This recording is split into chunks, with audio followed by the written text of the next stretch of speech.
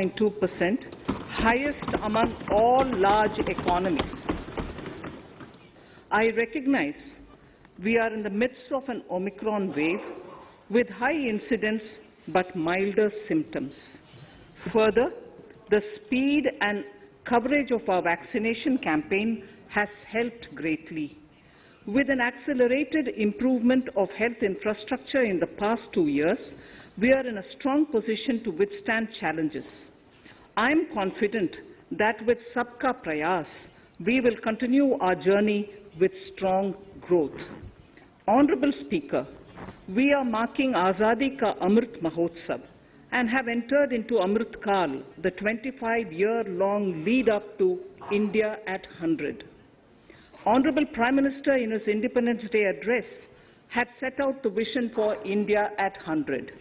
By achieving certain goals during Amrit Kal, our government aims to attain this vision. They are complementing the macroeconomic level growth focus with a microeconomic level all-inclusive welfare focus, promoting digital economy and fintech, technology-enabled development, energy transition and climate action, and relying on virtuous cycles starting from private investment with public capital investment, helping to crowd in private investment. Since 2014, our government's focus has been on empowerment of citizens, especially the poor and the marginalized. Measures have included programs that have provided housing, electricity, cooking gas, and access to water. We also have programs for ensuring financial inclusion and direct benefit transfers. We are committed to strengthening the abilities of the poor to tap all opportunities. Our government constantly strives to provide the necessary ecosystem for the middle classes, a vast and wide section which is populated across various middle-income brackets, to make use of the opportunities they so desire.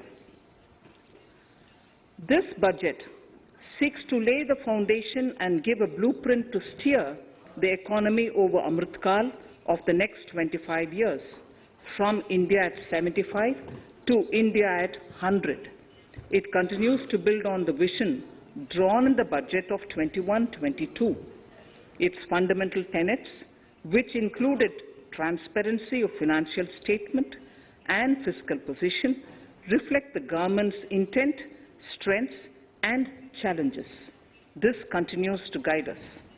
The initiatives of the last year's budget have seen significant progress and have been provided with adequate allocations in this budget as well. The strengthening of health infrastructure, speedy implementation of the vaccination program, and the nationwide resilient response to the current wave of the pandemic are evident for all. The productivity-linked incentive in 14 sectors for achieving the vision of Atmanirbhar Bharat has received excellent response, with potential to create 60 lakh new jobs and an additional production of 30 lakh crores during next 5 years. Towards implementation of the new public sector enterprise policy, the strategic transfer of ownership of Air India has been completed. The strategic partner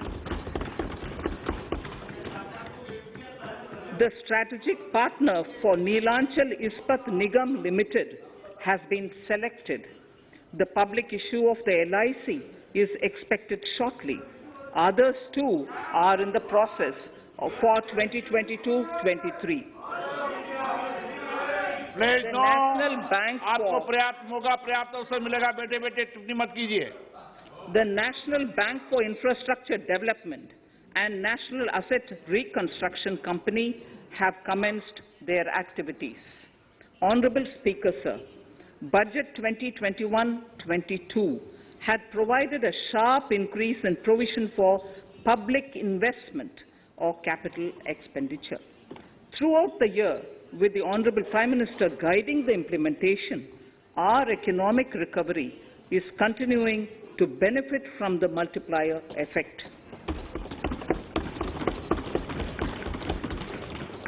This budget continues to provide impetus for growth.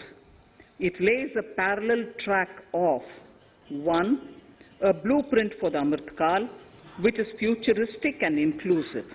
This will directly benefit our youth, women, farmers, the scheduled castes, and the scheduled tribes. And number 2, big private-public investment. Number 2, big public investment for modern infrastructure, readying for India at 100. This shall be guided by PM Gati Shakti and be benefited by the synergy of multimodal approach.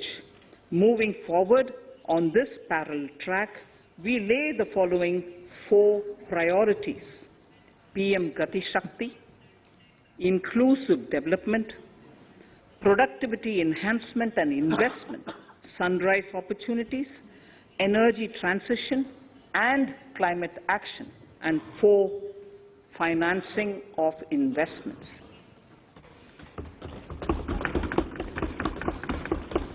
PM Gati Shakti. PM Gati Shakti is a transformative approach for economic growth and sustainable development. The approach is driven by 7 engines, namely roads, railways, airports, ports, mass transport, waterways, and logistics infrastructure. All 7 engines will pull forward the economy in unison. These engines are supported by the complementary roles of energy transmission, IT communication, bulk water and sewerage, and social infrastructure. Finally, the approach is powered by clean energy and Sabka Prayas. The efforts of the central government, the state governments, and the private sector together, leading to a huge job and entrepreneurial opportunities for all, especially the youth. PM Gati Shakti Master Plan, National Master Plan. The scope of PM Gati Shakti National Master Plan will encompass the 7 engines for economic transformation, seamless multimodal connectivity, and logistics efficiency. It will also include the infrastructure development by the state governments as per Gati Shakti Master Plan. The focus will be on planning, financing, including through innovative ways, use of technology, and speedier implementation. The projects pertaining to these 7 engines in the National Infrastructure Pipeline will be aligned with PM Gati Shakti framework.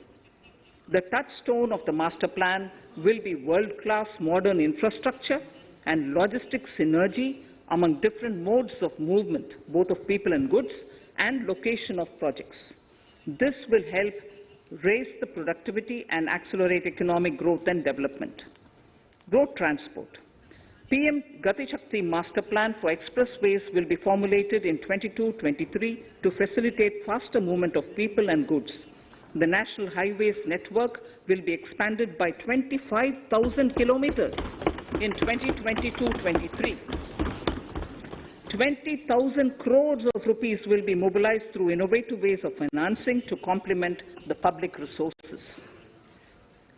The data exchange among all mode operators will be brought on unified logistics interface platform, designed for application programming interface. This will provide for efficient movement of goods through different modes, reducing logistics cost and time, assisting just-in-time inventory management, and in eliminating tedious documentation.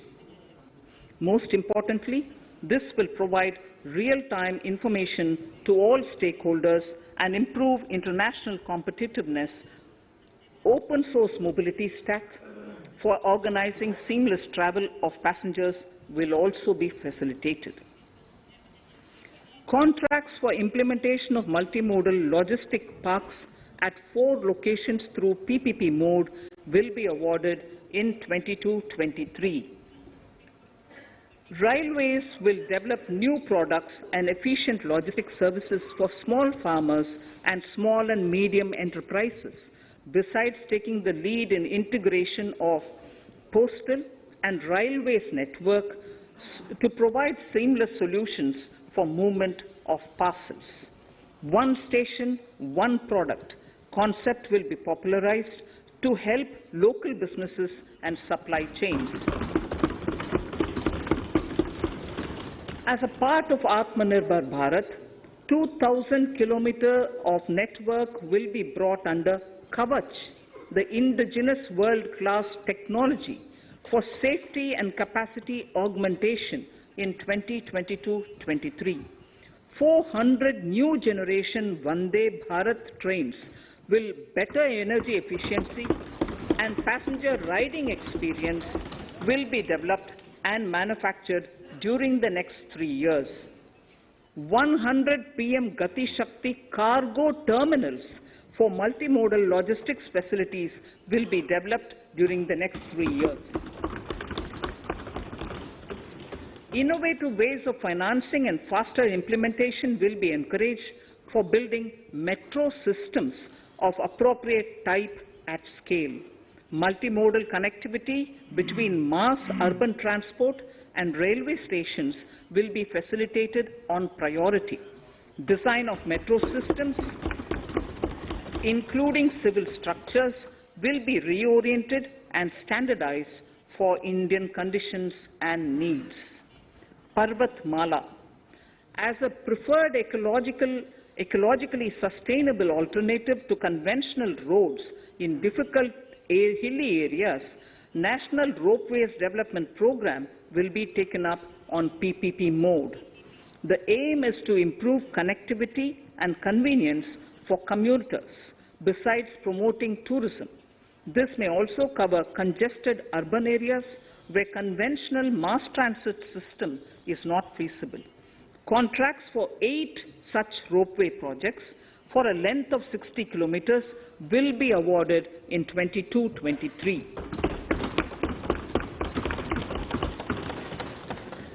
With technical support from the Capacity Building Commission, central ministries, state governments, and their infra agencies will have their skills upgraded. This will ramp up capacity in planning, design, financing, including innovative ways, and implementation management of the PM Gati Shakti infrastructure projects. Inclusive development, our second priority. Agriculture. The procurement of wheat in Rabi 21-22 and the estimated procurement of paddy in Kharif 21-22 will cover 1,208 lakh metric tons of wheat and paddy from 163 lakh farmers, and 2.37 lakh crores will be the direct payment of MSP value to their accounts. Chemical-free natural farming will be promoted throughout the country, with a focus on farmers' lands in 5-kilometer wide corridors along the river Ganga at the first stage. 2023 has been announced as the International Year of Millets. Support will be provided for post-harvest value addition, enhancing domestic consumption, and for branding millet products nationally and internationally. To reduce our dependence on import of oil seeds, a rationalized and comprehensive scheme to increase domestic production of oil seeds will be implemented. For delivery of digital and high-tech services to farmers, with involvement of public sector research and extension institutions, along with private agri-tech players and stakeholders of agri-value chains, a scheme in PPP mode will be launched.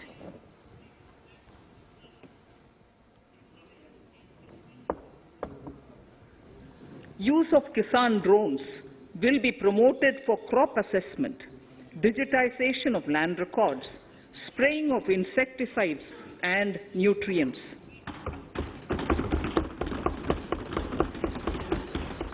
States will be encouraged to revise syllabi of agricultural universities to meet the needs of natural, zero budget, and organic farming, modern day agriculture, value addition, and management. A fund with blended capital raised under the co-investment model will be facilitated through the NABARD. This is to finance startups for agriculture and rural enterprise relevant for farm produce value chain. The activities of these startups will include inter alia, support for FPOs, machinery for farmers on rental basis at farm level, and technology including IT-based support. The implementation of the Kane-Betwa link project at an estimated cost of 44,605 crores will be taken up. This is aimed at providing irrigation benefits to 9.0 lakh hectare of farmers' lands, drinking water supply to 62 lakh people, 103 megawatt of hydro, 27 megawatt of solar power, allocations of 4,300 crores of rupees in the RE 21-22 and 1,400 crores of rupees in 22-23 have been made for this project. Honorable Speaker, sir, draft DPRs for 5 river links, namely Daman-Ganga Pinjal, Par-Tapi Narmada, Godavari Krishna, Krishna Pennar, and Pennar Kaveri have been finalized. Once a consensus is reached among the beneficiary states, the Centre will provide support for their implementation. For farmers to adopt suitable varieties of fruits and vegetables and to use appropriate production and harvesting techniques, our government will provide a comprehensive package with participation of state governments. MSMEs, Udyam, eShram, NCS and ASEEM portals will be interlinked. Their scope will be widened. They will now perform as portals with live organic databases, providing G2C, B2C and B2B services. These services will relate to credit facilitation, skilling and recruitment with an aim to further formalize the economy and enhance entrepreneurial opportunities for all. Emergency Credit Line Guarantee Scheme has provided the much-needed additional credit to more than 130 lakh MSMEs. This has helped them mitigate the adverse impact of the pandemic. The hospitality and related services, especially those by micro and small enterprises, are yet to regain their pre-pandemic level of business. Considering these aspects, the ECLGS will be extended up to March 2023, and its guarantee cover will be expanded by 50,000 crores of rupees to total cover of 5 lakh crores.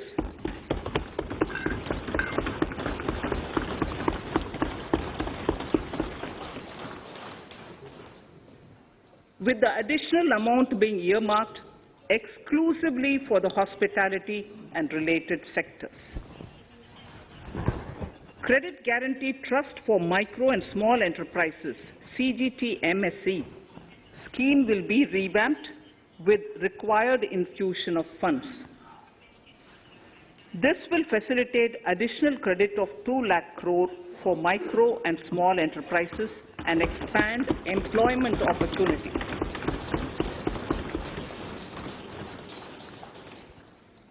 Raising and accelerating MSME performance, RAMP, program will outlay of 6,000 crore over 5 years will be rolled out.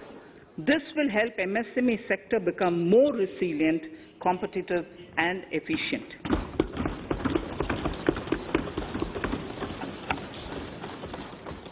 Skilling programs and partnership with the industry will be reoriented To promote continuous skilling avenues, sustainability, and employability, the National Skill Qualification Framework will be aligned with dynamic industry needs.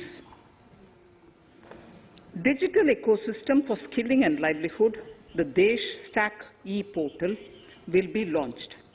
This aims to empower citizens to skill, reskill, or upskill through online training. It will also provide API-based trusted skill credentials, payment and discovery layers to find relevant jobs and entrepreneurial opportunities. Startups will be promoted to facilitate Drone Shakti through varied applications and for drone as a service.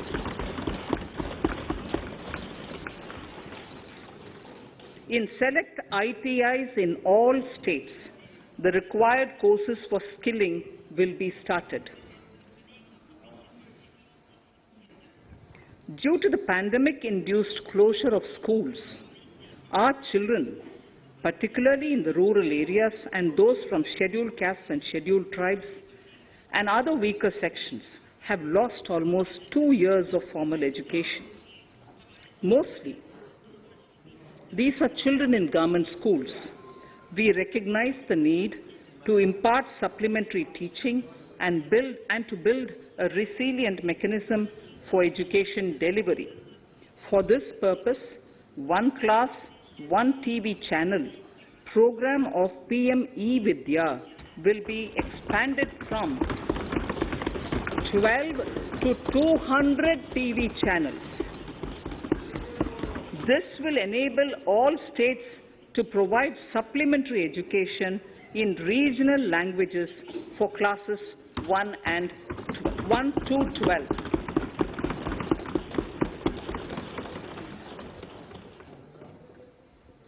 High-quality e-content in all spoken languages will be developed for delivery via internet, mobile phones, TV, and through radio and through digital teachers.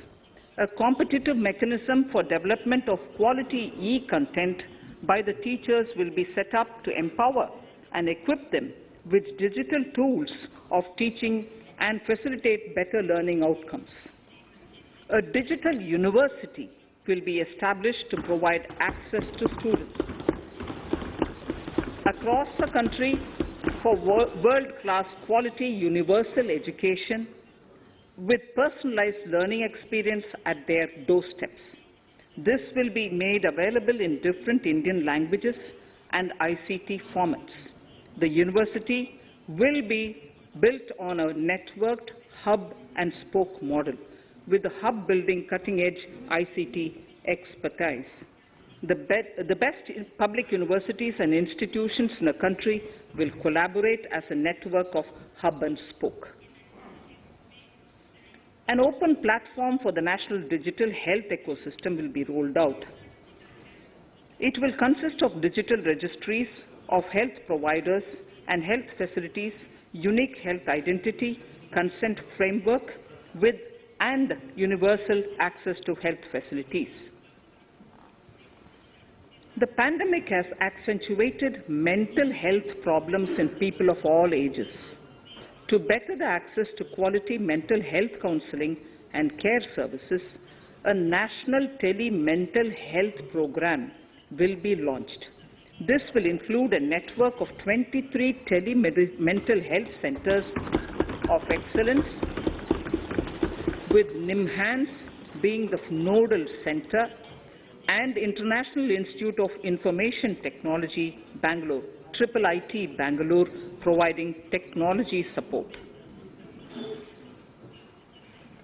Recognizing the importance of Nari Shakti as the harbinger of our bright future and for women-led development, during the Amrit Kal, our government has comprehensively revamped the schemes of the Ministry of Women and Child Development.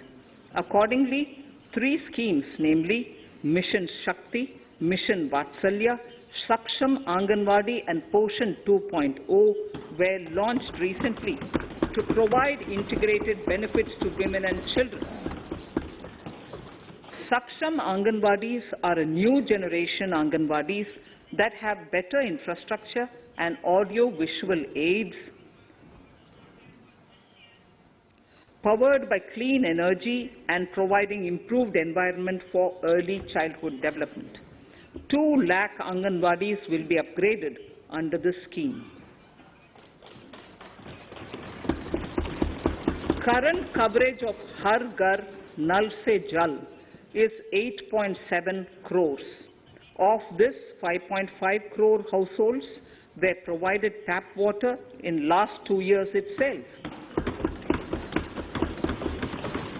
Allocation of 60,000 crores of rupees has been made with an aim to cover 3.8 crore households in 2022 and 23. In 22-23, 80 lakh houses will be completed for the identified eligible beneficiaries of the PM Awas Yojana, both rural and urban. 48,000 crores is allotted for this purpose.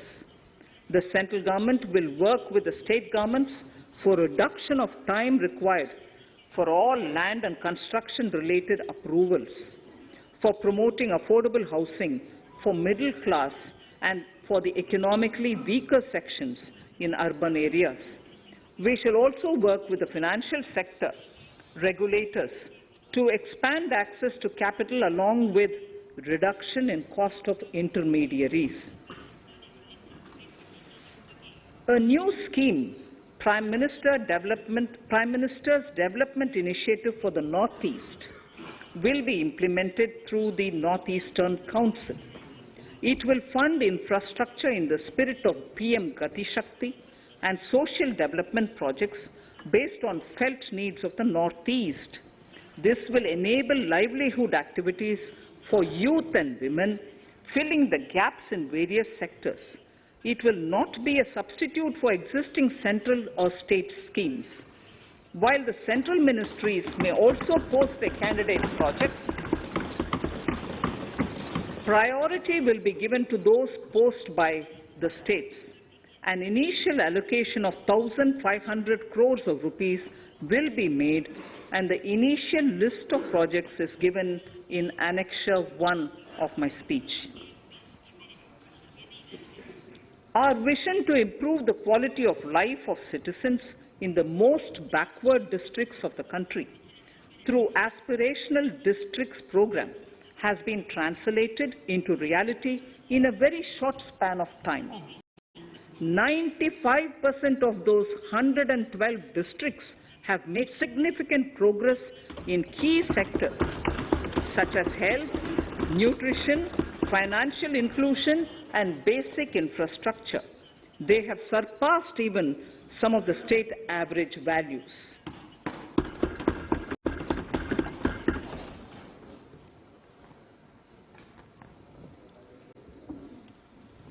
However, in those districts, some blocks continue to lag. In 22-23, the program will focus on such blocks in those districts. Border villages with sparse population, limited connectivity and infrastructure often get left out from the development gains. Such villages on the northern border will be covered under a new Vibrant Villages program. The activities will include construction of village infrastructure, housing, tourist centers, road connectivity, provisioning of decentralized renewable energy, direct-to-home access for Doordarshan and educational channels, and support for their livelihood generation.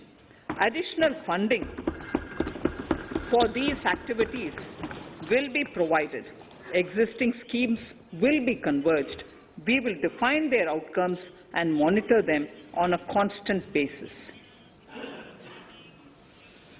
In 2022, 100% of 1.5 lakh post offices will come on the core banking system, enabling financial inclusion and access to accounts through net banking, mobile banking, ATMs, and also provide online transfer of funds between post office accounts and bank accounts.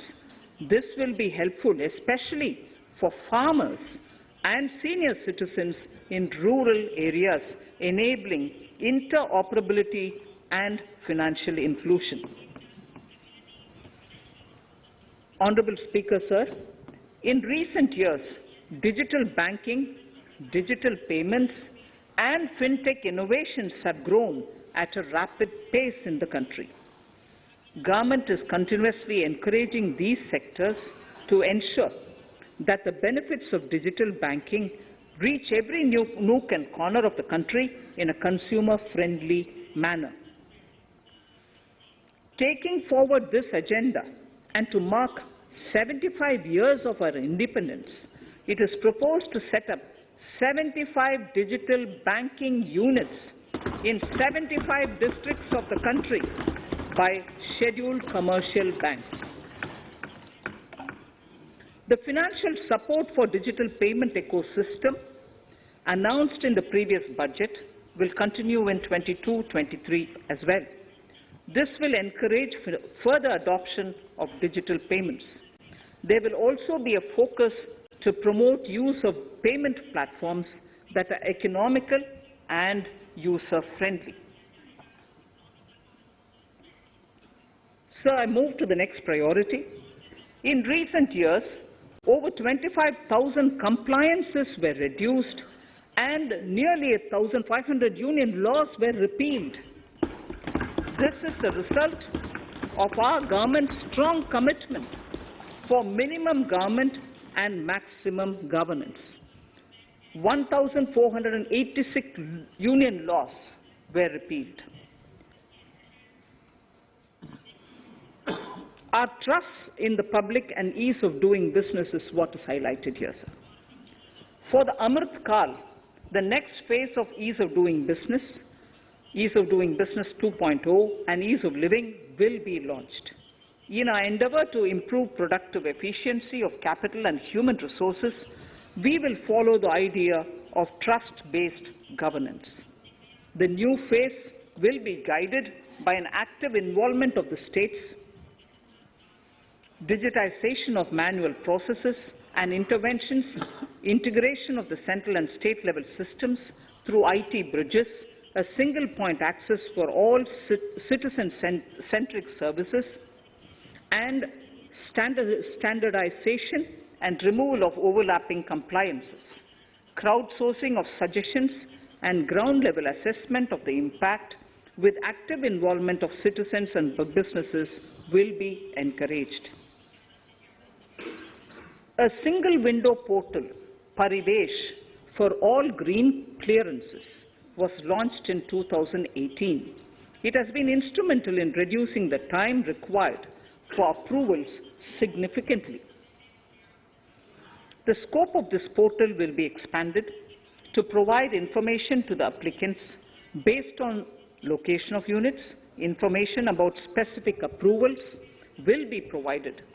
It will enable application for all 4 approvals through a single form and tracking of the process through Centralized Processing Center Green, CPC Green. E-passports. The issuance of e-passports using embedded chip and futuristic technology will be rolled out in 22-23 to enhance the convenience for the citizens in their overseas travel. By the time of India at 100, nearly half our population is likely to be living in urban areas. To prepare for this, orderly urban development is of critical importance. This will help realize the country's economic potential, including livelihood opportunities for the demographic dividend. For this, on the one hand, we need to nurture the megacities and their hinterlands to become current centers of economic growth. On the other, we need to facilitate Tier 2 and Tier 3 cities to take on the mantle in the future. This would require us to reimagine our cities into centers of sustainable living with opportunities for all, including women and our youth. For this to happen, urban planning cannot continue with a business-as-usual approach. We plan to steer a paradigm change. A high-level committee of reputed urban planners, urban economists, and institutions will be formed to make recommendations on urban sector policies, capacity building, planning, implementation, and governance. For urban capacity building, support will be provided to the states. Modernization of building bylaws, town planning schemes, transit-oriented development will be implemented. This will facilitate reforms for people to live and work closer to the mass transit systems. The central government's financial support for mass transit projects and Amrit scheme will be leveraged for formulation of action plans and their implementation for facilitating the TOD and TPS by the states. For developing India-specific knowledge in urban planning and design, and to deliver certified training in these areas, up to 5 existing academic institutions in different regions will be designated as centers of excellence. These centers will be provided endowment fund of 250 crore each. In addition, the AICTE will take the lead to improve syllabi, quality and access of urban planning courses in other institutions. We will promote a shift to use of public transport in urban areas. This will be complemented by clean tech and governance solutions, special mobility zones with zero fossil fuel policy and EV vehicles. Battery swapping policy. Considering the constraint of space in urban areas, for setting up charging stations at scale, a battery swapping policy will be brought out and interoperability standards will be formulated.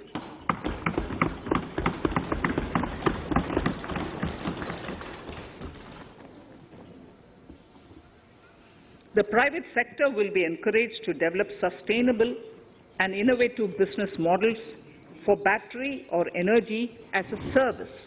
This will improve efficiency in the EV ecosystem.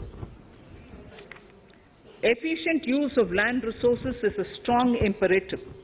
States will be encouraged to adopt unique land parcel identification number to facilitate IT-based management of records. The facility for transliteration of land records across any of the Schedule 8 languages will also be rolled out. The adoption of linkage with National Generic Document Registration System (NGDRS) with the One Nation, One Registration software will be promoted as an option for uniform process of registration and anywhere registration of deeds and documents. Necessary amendments in the code IBC will be carried out to enhance the efficiency of the resolution process and facilitate cross-border insolvency resolution. Accelerated corporate exit. Several IT-based systems have been established for accelerated registration of new companies. Now the Center for Processing Accelerated Corporate Exit, CPACE, will process re-engineering, will be established to facilitate and speed up the voluntary winding up of these companies from the currently required 2 years to less than 6 months.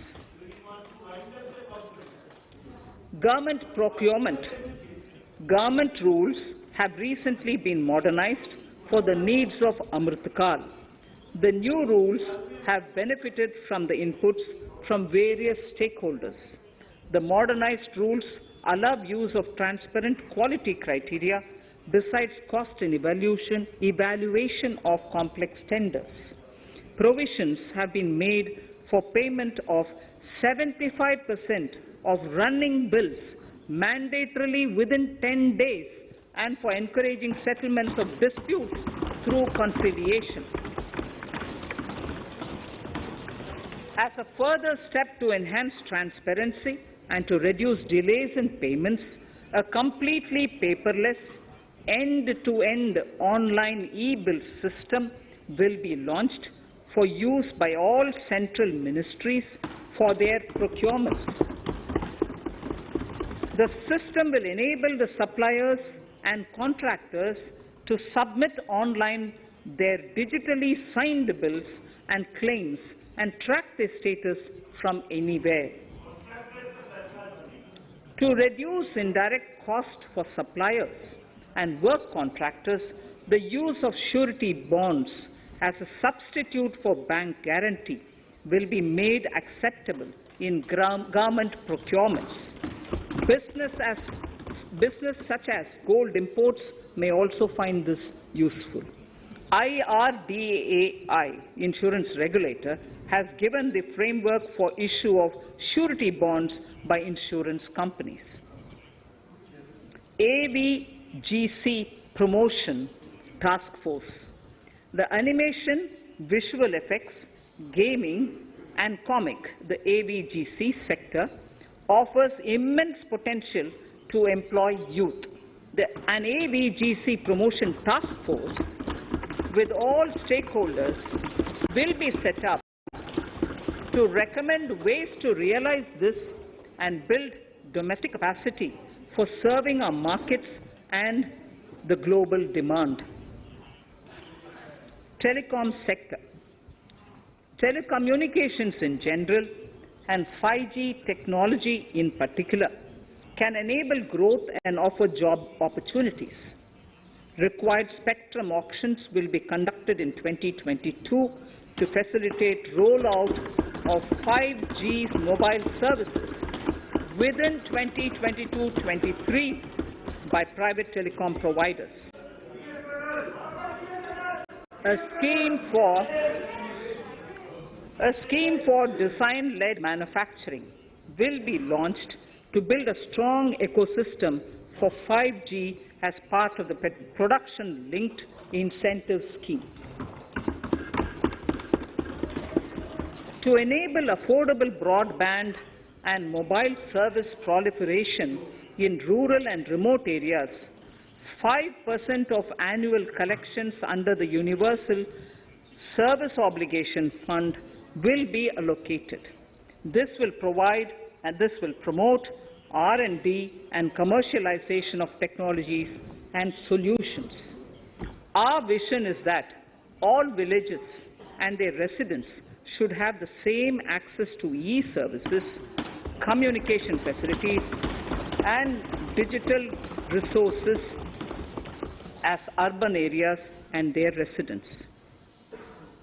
The contracts for laying optical fiber in all villages, including remote areas, will be awarded under the BharatNet project through PPP in 22 and 23. Completion is expected in 2025. Measures will be taken to enable better and more efficient use of the optical fiber. Export promotion.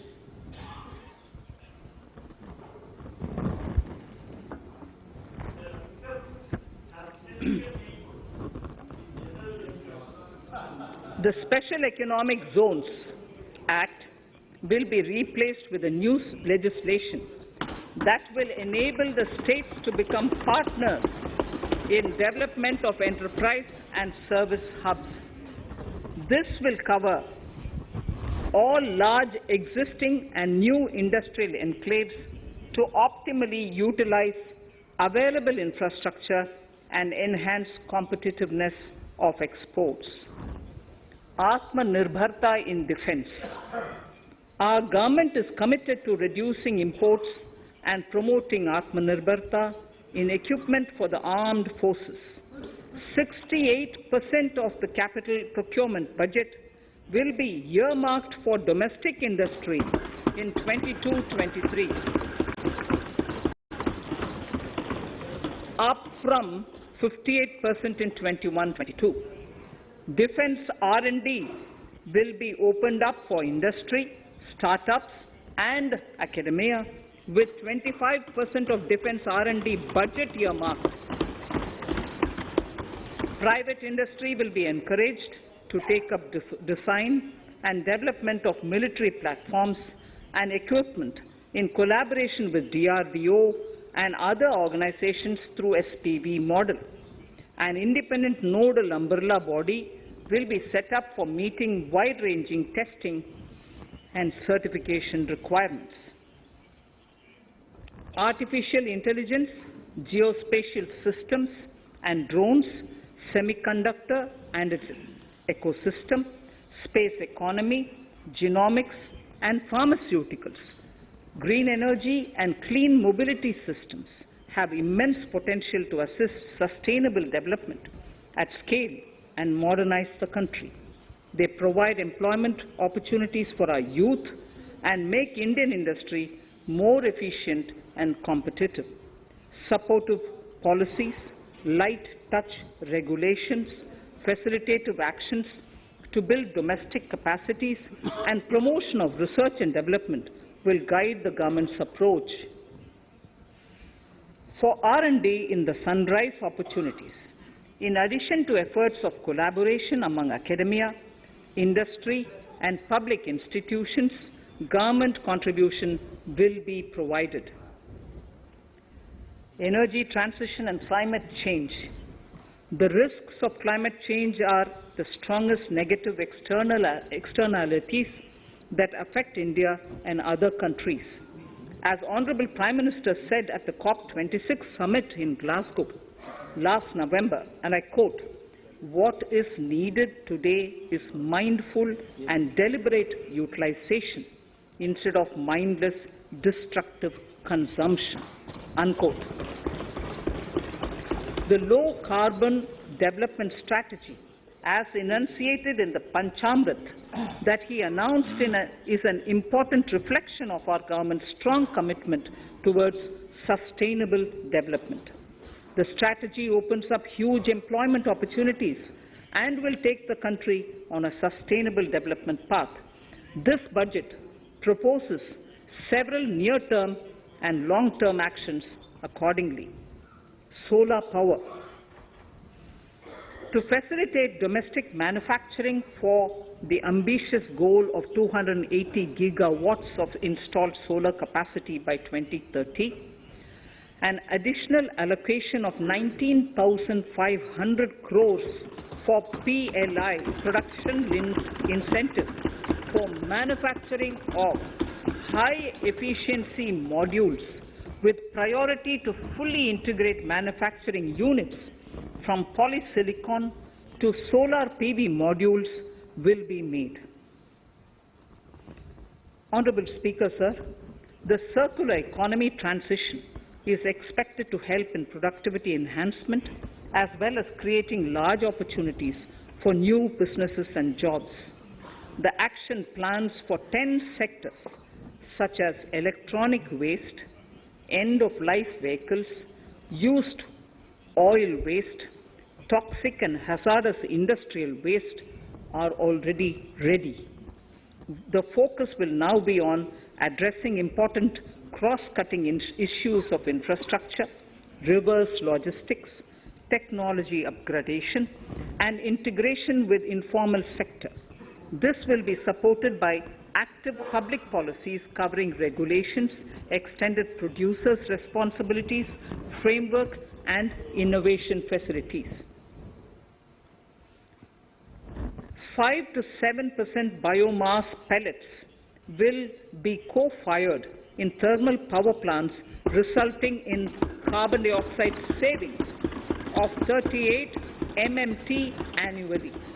This will also provide extra income to farmers and job opportunities to locals and help avoid stubble burning in agricultural fields. Saving energy is an important aspect of the energy management. Hence, energy efficiency and savings measures will be promoted. This will be done in large commercial buildings through the energy service company business model. It will facilitate capacity building and awareness for energy audits, performance contracts, and common measurement of and verification protocol. 4 pilot projects for coal gasification and conversion of coal into chemicals required for the industry will be set up to evolve technical and financial viability. The policies and required legislative changes to promote agroforestry and private forestry will be brought in. In addition, financial support will be provided to farmers belonging to scheduled castes and scheduled tribes who want to take up agroforestry. Honourable Speaker, I now move to the 4th priority, financing of investments. Capital investment holds the key to speedy and sustainable economic revival and consolidation through its multiplier effect. Capital investment also helps in creating employment opportunities, induced enhanced demand for manufactured input from large industries and MSMEs, services from professionals, and help farmers through better agri-infrastructure. The economy has shown strong resilience to come out of the effects of the pandemic with high growth. However, we need to sustain that level to make up for the setback of 2020-2021. As outlined in para 5 earlier, the virtuous cycle of investment requires public investment to crowd in private investment. At this stage, private investments seem to require that support to rise to their potential and to the needs of the economy. Public investment must continue to take the lead and prime the private investment and demand in 2022-23. Considering the above imperative, the outlay for capital expenditure in the Union budget is once again being stepped up sharply by 35.4% from 5.54 lakh crore in the current year to 7.50 lakh crores in 22-23. This has increased to more than 2.2 times the expenditure of 2019-20. This outlay in 22-23 will be 2.9% of the GDP. Effective capital expenditure, with this investment taken together with the provision made for creation of capital assets through grants and aid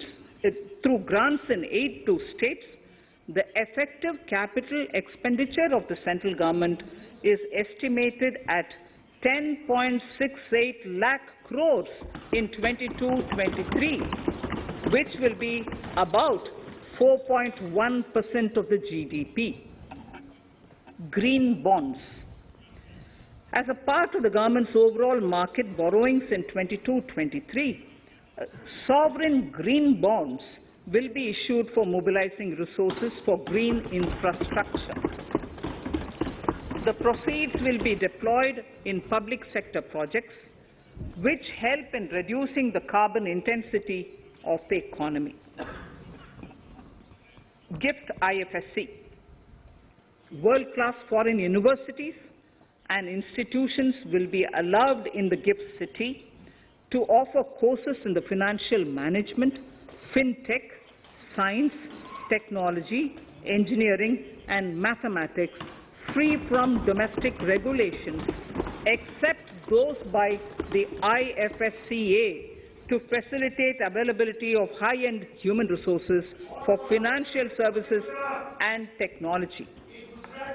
An international arbitration center will be set up in the GIFT city for timely settlement of disputes under international jurisprudence.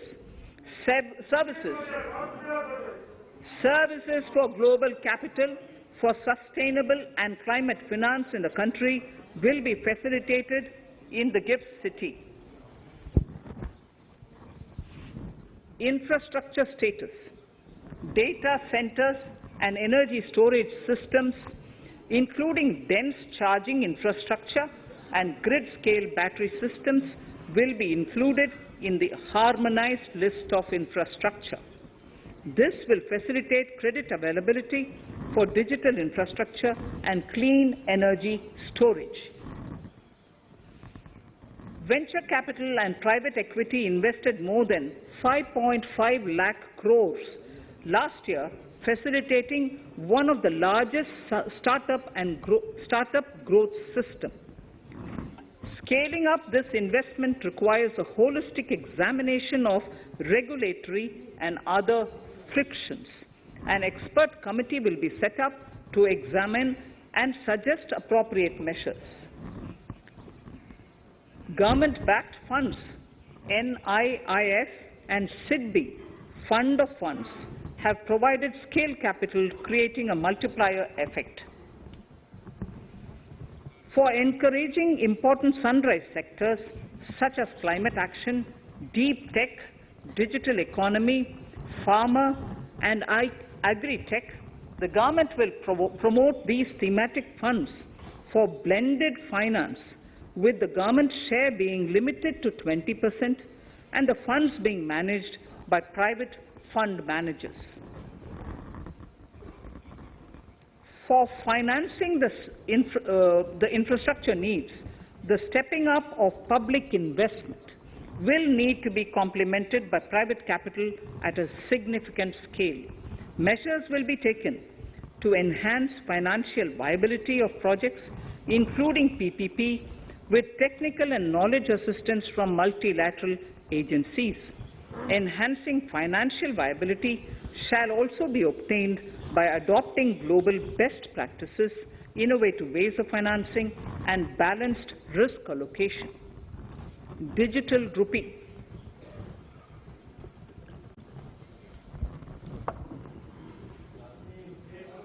Introduction of a central bank digital currency will give a big boost to digital economy.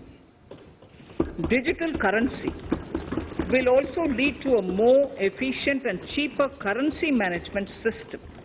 It is therefore proposed to introduce digital rupee using blockchain and other technologies to be issued by the Reserve Bank of India starting 2022 and 23. Financial assistance to states for capital investment.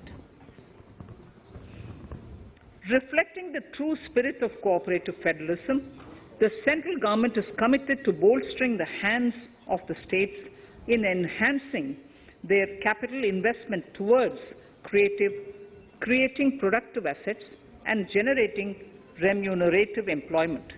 The scheme for financial assistance to states for capital investment has been extremely well received by the states. In deference to the requests received during my meeting with the chief ministers and state finance ministers, the outlay for this scheme is being enhanced from 10,000 crores in the budget estimates to 15,000 crores in the revised estimates for the current year.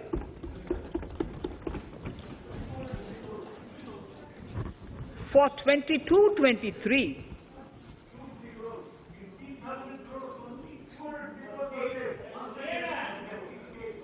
I'll repeat that sentence for the benefit of many of our honourable members. In deference to the requests received during my meeting with chief ministers and state finance ministers, the outlay for this scheme is being enhanced from 10,000 crores in the BE to 15,000 crores, 15,000 crores in the RE of the current year. For 22-23, the allocation is 1 lakh crores to assist the states in catalyzing the overall investments in the economy. These 50-year interest tax-free loans are over and above the normal borrowings allowed to the states. Are over and above the normal borrowings to the states. This allocation will be used for PM Gati Shakti related and other productive capital investments of the states. It will also include components for supplemental funding for priority segments of PM Gram Sadak Yojana, including support for the state's share, digitization of the economy, including digital payments and completion of OFC network, and reforms related to building bylaws, town planning schemes, transit-oriented development, and transferable development rights.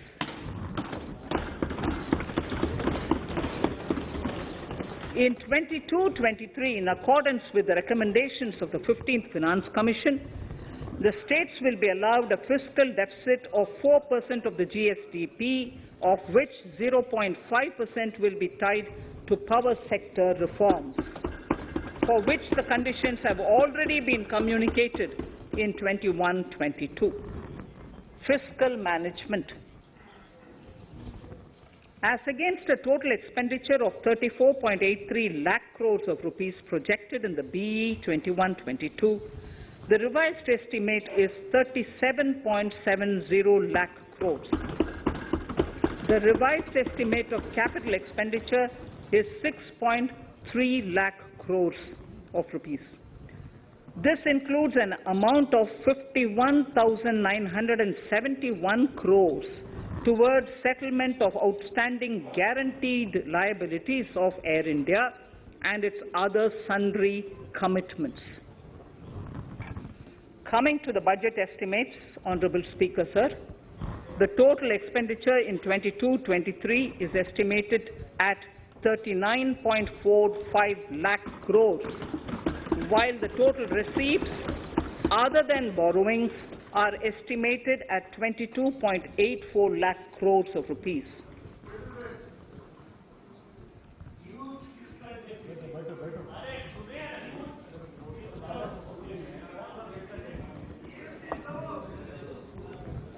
The revised fiscal deficit, Honourable Speaker, in the current year is estimated at 6.9% of the GDP, as against 6.8% projected in the budget estimates. The fiscal deficit is in 22-23 is estimated at 6.4% of the GDP, which is consistent with the broad path of the fiscal consolidation announced by me last year to reach a fiscal deficit level below 4.5% by 25-26. While setting the fiscal deficit level in 22-23, I am conscious of the need to nurture growth through public investment to become stronger and sustainable. I will now move to Part B of my speech.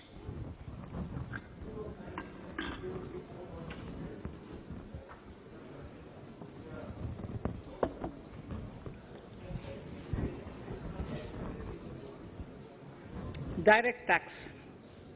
Honourable Speaker, sir, I take this opportunity to thank all the taxpayers of our country who have contributed immensely and strengthened the hands of the government in helping their fellow citizens in this hour of need. So I have brought in a little verse from the Mahabharata. I won't spend more time reading because I would like the speech to get enough time. However, the substance of it is the king must make arrangements for yoga kshema, which is the welfare of the populace, by way of abandoning any laxity and by governing the state in line with dharma, along with collecting taxes which are in consonance with dharma. This is Mahabharata Shanti Parva Adhyaya, Shloka 11 from 72. Drawing wisdom from our ancient texts, we continue on the path to progress. The proposals in this budget, while continuing with our declared policy of stable and predictable tax regime, intend to bring more reforms that will take ahead our vision to establish a trustworthy tax regime. This will further simplify the tax system, promote voluntary compliance by taxpayers, and reduce litigation. Introducing new updated return. India is growing at an accelerated pace, and people are undertaking multiple financial transactions. The Income Tax Department has established a robust framework of reporting of taxpayers' transactions. In this context, some taxpayers may realize that they have committed omissions or mistakes in correctly estimating their income for tax payment. To provide an opportunity to correct such errors, I am proposing a new provision permitting taxpayers to file an updated return on payment of additional tax. This updated return can be filed within 2 years from the end of the relevant assessment year.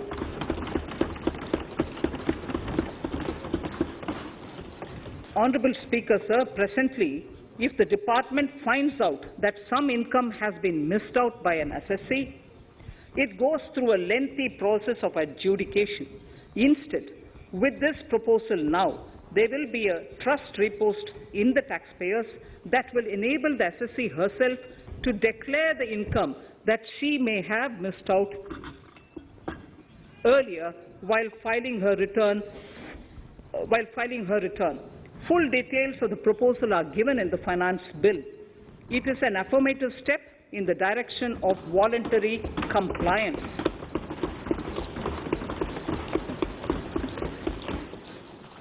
Reduced alternative minimum tax rate and surcharge for cooperatives. Currently, cooperative societies are required to pay alternate minimum tax at the rate of 18 and 1.5%. However, companies pay the same rate, which is the alternate minimum tax, at the rate of 15%. To provide a level playing field between cooperative societies and companies, I propose to reduce this rate for the cooperative societies also to 15%. Honourable Speaker, sir, I also propose to reduce the surcharge on cooperative societies from the present 12% to 7% for those having total income of more than 1 crore and up to 10 crores. This would help in enhancing income of cooperative societies and its members who are mostly from the rural and from farming communities. Tax relief to persons with disability. The parent or guardian of a differently abled person can take an insurance scheme for such person. The present law provides for deduction to the parent or guardian only if the lump sum payment or annuity is available to the differently abled person on the death of the subscriber, that is the parent or the guardian. There could be situations where the differently abled dependent may need payment of annuity or lump sum amount even during the lifetime of their parent or guardian.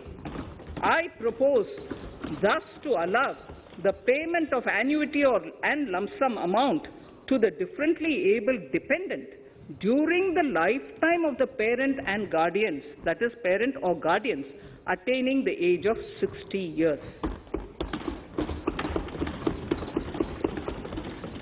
Parity between employees of the state and central governments.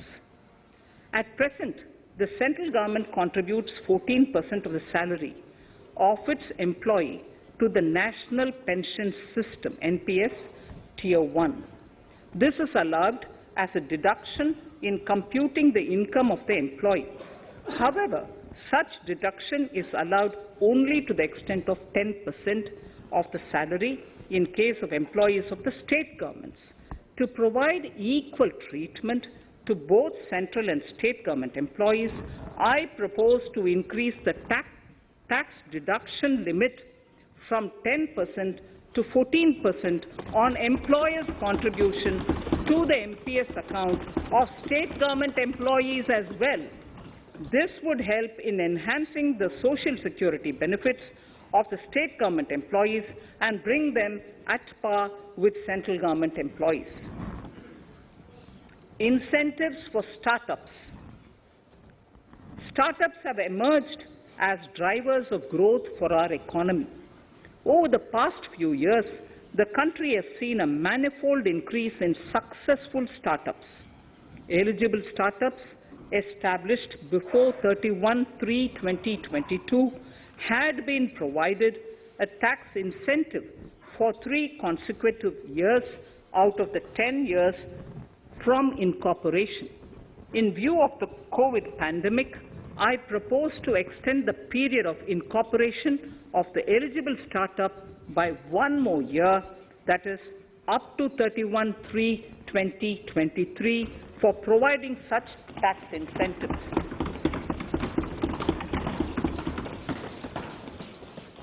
Incentives for newly incorporated manufacturing entities under concessional tax regime.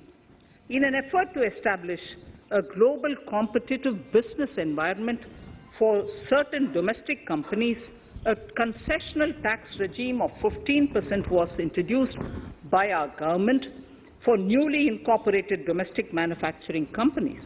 I propose to extend the last date for commencement of manufacturing or production under Section 115B(ab) by 1 more year, that is from 31st March 2023 to 31st March 2024.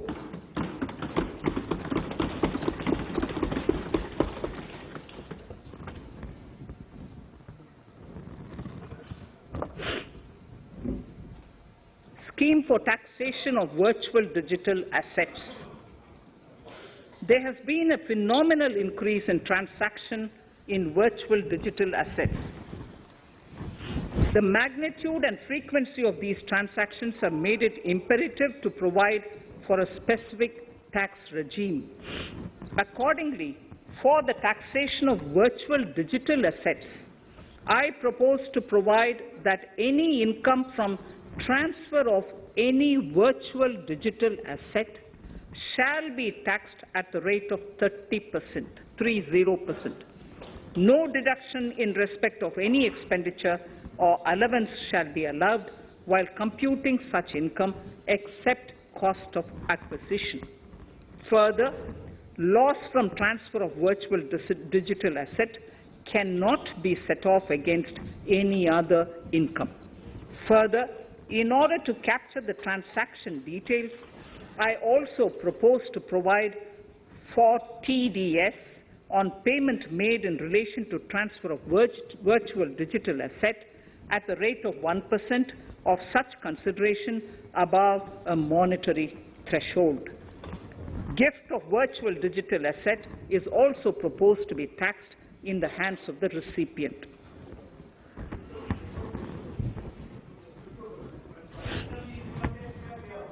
Litigation management to avoid repetitive appeals by the department. It has been observed that a lot of time and resources are consumed in filing of appeals which involve identical issues. Taking forward our policy of sound litigation management, I propose to provide that if a question of law in the case of an assessee is identical to a question of law which is pending in the appeal before a jurisdictional High Court or Supreme Court, in any case, the filing of further appeal in the case of this assessee by the department shall be deferred till such a question of law is decided by the jurisdictional High Court or the Supreme Court. This will greatly help in reducing the repeated litigation between taxpayer and the department. Taking forward our efforts to further promote the IFSC, I hereby propose to provide that income of a non-resident from offshore derivative instruments or over-the-counter derivatives issued by an offshore banking unit, income from royalty and interest on account of lease of ship, and income received from portfolio management services in IFSC shall be exempt from tax subject to specified conditions. Rationalization of surcharge. In the globalized business world, there are several work contracts whose terms and conditions mandatorily require formation of a consortium. The members in the consortium are generally companies.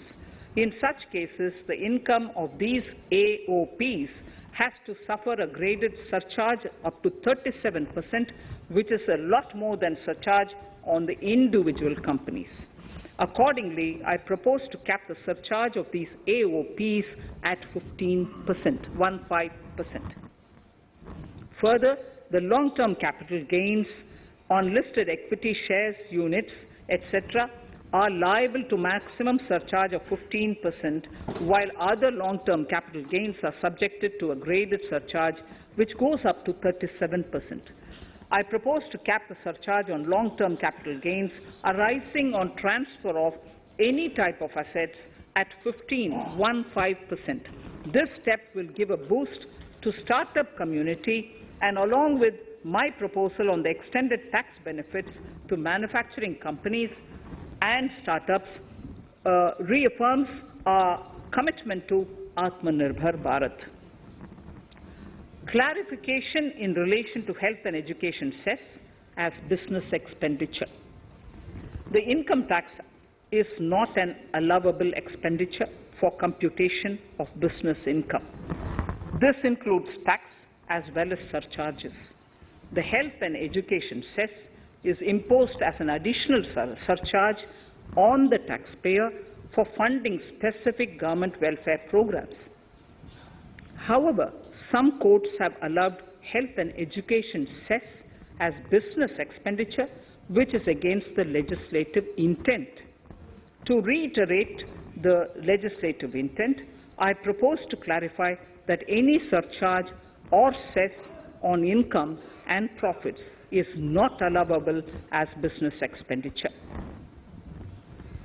Deterrence against tax evasion.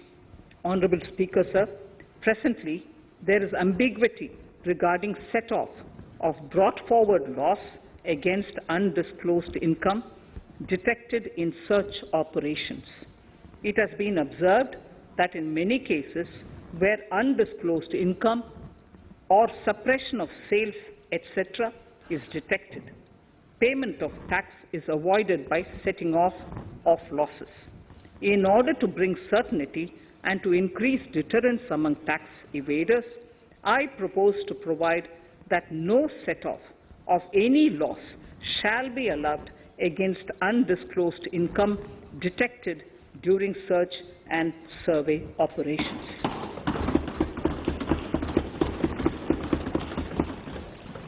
It has been noticed that as a business promotion strategy, there is a tendency on businesses to pass on benefits to their agents. Such benefits are taxable in the hands of the agents. In order to track such transactions, I propose to provide for tax deduction by the person giving benefits if the aggregate value of such benefits exceeds 20,000 rupees during the financial year. A few other changes are being made, the details of which are there in the finance bill. Indirect taxes. So remarkable progress in GST. GST has been a landmark reform of independent India, showcasing the spirit of cooperative federalism. While aspirations were high, there were huge challenges too. These challenges were overcome deftly and painstakingly under the guidance and the oversight of the GST Council. We can now take pride in a fully IT-driven and progressive GST regime that has fulfilled the cherished dream of India as one market, one tax. There are still some challenges remaining, and we aspire to meet them in the coming year. The right balance between facilitation and enforcement has engendered significantly better compliance, and enforcement has engendered better compliance. GST revenues are buoyant despite the pandemic.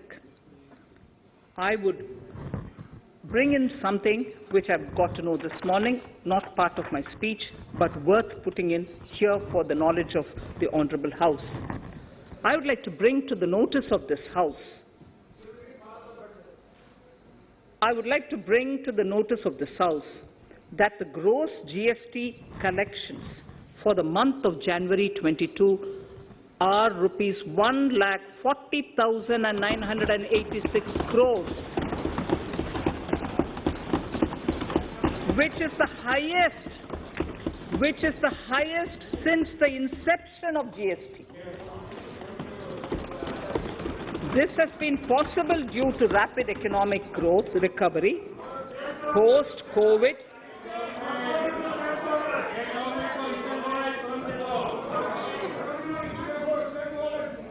This has been possible due to the rapid economic recovery post-COVID, as well as various policy and administration undertaken by central and state tax administrations. Taxpayers deserve applause for this growth. Not only did they adapt to the changes, but enthusiastically contributed to the cost of paying taxes. Special economic zones. In part A of my speech, I have referred to the proposed reforms in SEZs. Alongside, we will also undertake reforms in customs administration of SEZs, and it shall henceforth be fully IT-driven and function on the customs national portal with a focus on higher facilitation and with only risk-based checks. This will ease doing business by SEZ units considerably. This reform shall be implemented by 30th September 2022. Customs reforms and duty rate changes. Customs administration has reinvented itself over the years through liberalized procedures and infusion of technology. Faceless customs has been fully established. During COVID-19 pandemic, customs formation have done exceptional frontline work against all odds, displaying agility and purpose. Customs reforms have played a very vital role in domestic capacity creation, providing level playing field to our MSMEs, easing the raw material supply side constraints, enhancing ease of doing business, and being an enabler to other policy initiatives such as PLI and phased manufacturing plans. My proposal on customs side are aligned to these objectives. Project imports and capital goods. National Capital Goods Policy 2016 aims at doubling the production of capital goods by 2025. This would create an employment opportunities and result in increased economic activity. However, several duty exemptions, even extending to over 3 decades, in some cases have been granted to capital goods for various sectors like power, fertilizer, textiles, leather footwear, food processing, and fertilizers. These exemptions have hindered the growth of the domestic capital goods sector. Similarly, project import duty concessions have also deprived the local producers of a level playing field in areas like coal mining projects, power generation, transmission, or distribution projects, railway and metro projects. Our experience suggests that reasonable tariffs are conducive to the growth of domestic industry and make in India without significantly impacting the cost of essential imports. Accordingly, Honourable Speaker, Sir, it is proposed to phase out the concessional rates in capital goods and project imports gradually and apply a moderate tariff of 7.5%. Certain exemptions for advanced machineries that are not manufactured within the country shall continue. A few exemptions are being introduced on inputs like specialized castings, ball screw, and linear motion guide to encourage domestic manufacturing of capital goods. In the last 2 budgets, we have rationalized several customs exemptions. We have once again carried out an extensive consultation, including by crowdsourcing. As a result of these consultations, more than 350 exemption entries are proposed to be gradually phased out. These include exemptions on certain agricultural produce,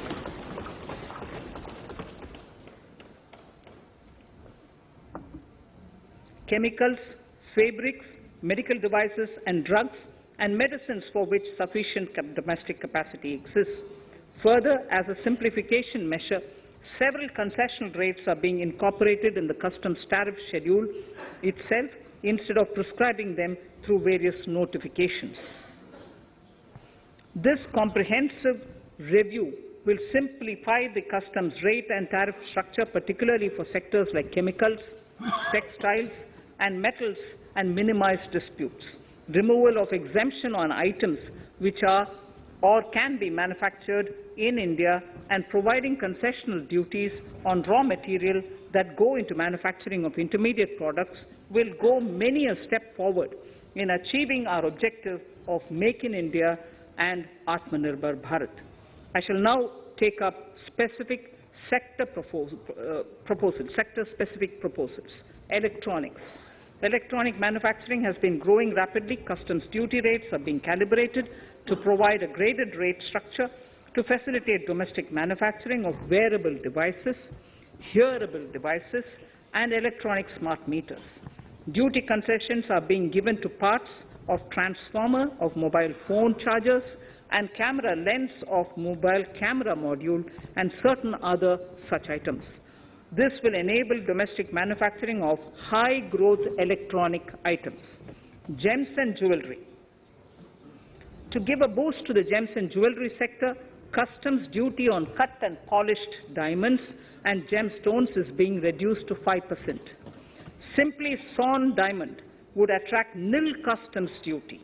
To facilitate export of jewelry through e-commerce, a simplified regulatory framework shall be implemented by June this year to disincentivize import of undervalued imitation jewelry. The customs duty on imitation jewelry is being prescribed in a manner that a duty of at least 400 rupees per kg is paid on its import. Chemicals. Customs duty on certain critical chemicals, namely methanol, acetic acid, and heavy feedstocks for petroleum refining are being reduced, while duty is being raised on sodium cyanide, for which adequate capacity in the domestic arena exists. These changes will help in enhancing domestic value addition. MSMEs. Duty on umbrellas is being raised to 20%. Exemption to parts of umbrellas is being withdrawn. Exemption is also being rationalized on implements and tools for agricultural sector which are manufactured in India. Customs duty exemption given to steel scrap last year is being extended for another year to provide relief to MSME secondary steel producers. Certain anti-dumping and CVD on stainless steel and coated steel flat products, bars of alloy steel and high-speed steel are being revoked in larger public interest considering prevailing high prices of metals. To incentivize exports, exemptions are being provided on items such as embellishment, trimmings, fasteners, buttons, zipper, lining material, specified leather, furniture fittings, and packaging boxes that may be needed by bona fide exporters of handicrafts, textiles, leather garments, leather footwear, and other goods. Honourable Speaker, sir, duty is being reduced on certain inputs required for shrimp aquaculture so as to promote its exports. Tariff measure to encourage blending of fuel. Blending of fuel is a priority for this government. To encourage the efforts for blending of fuel, unblended fuel shall attract an additional differential excise duty of ₹2 per litre from first day of October 22. A few other changes are being made in duty rates, customs, tariff and customs law, the details of which are there in the finance bill. Mr. Speaker, sir, with these words, I commend the budget to this august House. Thank you. Item number 2, Srimati Nirmala Sitharaman ji.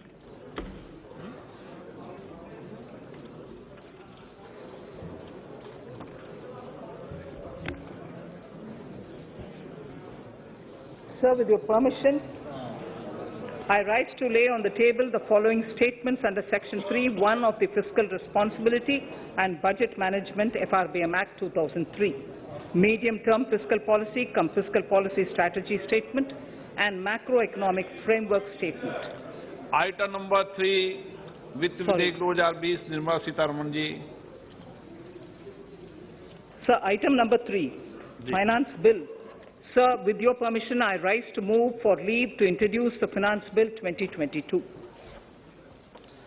प्रश्न ये कि वित्त विधेयक को पुनर्स्थापित करने की अनुमति प्रदान की जाए। जो सदस्य इसके पक्ष में हाँ गए, जो सदस्य विरोध में ना गए, मेरे विचार में निर्णय हाँ वालों के पक्ष में, हाँ वालों के पक्ष में। माननीय मंत्री जी, वित्त विधेयक को पुनर्स्थापित करें। Sir, I introduce the bill. सभा की कार्रवाई कल बुधवार दिनांक 2 फरवरी 2022 को साढ़े 4 बजे तक के लिए स्थगित की जाती है।